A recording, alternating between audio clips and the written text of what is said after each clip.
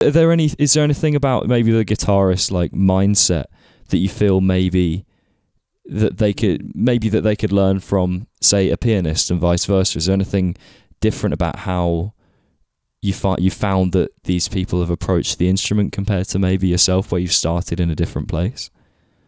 Yeah.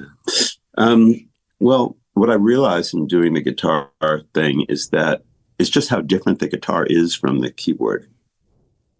Because with guitar, you can play it in so many different ways. Most guitarists are not thinking about multiple lines moving at the same time. You know, unless maybe you're a classical guitarist, then you're thinking about like counterpoint and things like that. But like as a pianist, that's been like my whole life. I mean, like when I learned to play classical music, some of the first pieces I played were like Bach inventions, which were like 2-part pieces, which, you know, kind of interacting, and then maybe a fugue, which has more voices moving.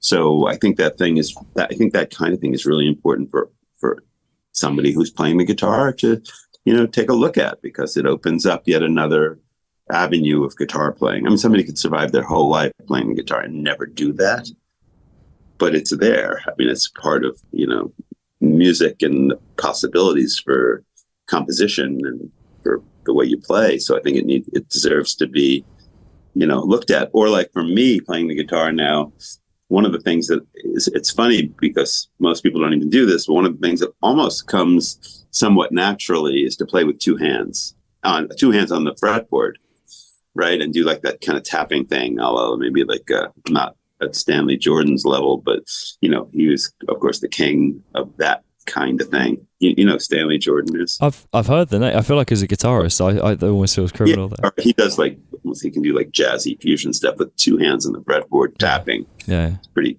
incredible.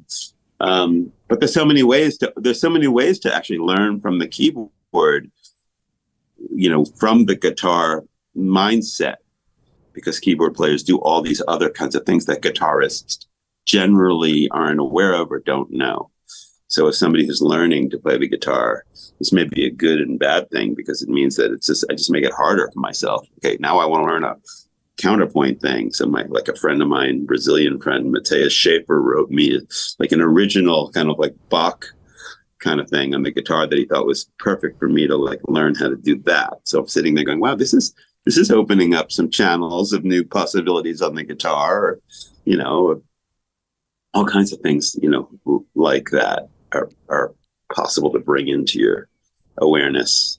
And the other way around too, guitar things that you do and you go, wow, that's interesting. You would never do that on a keyboard, but let me try. Or even I'll do that. All of a sudden I'll be playing a riff. I'll go, what notes am I playing? And then I'll kind of look down and go, and I'll try it and go, wow, I would have never written that on the piano. It's like so weird.